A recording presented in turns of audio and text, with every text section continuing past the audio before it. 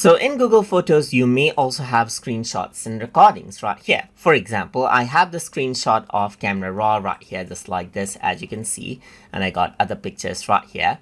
But let's say what I want to do is I want to arrange this and save this as a screenshot and manage it properly in Google Photos. So to do that, you need to click on the three dot button, and then what you can do is click on add to screenshot and recording right here, and it's added in.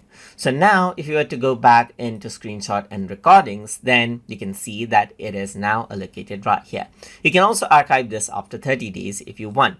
And then what happens is that whenever you're using your mobile phone, and if you have Google Photos app installed, and when you take screenshot on your phone, it gets automatically allocated around over here as well. But you can actually go ahead and change this out to wherever you want. So for your screen recordings and screenshots, you can simply go ahead and arrange like this in Google Photos as needed.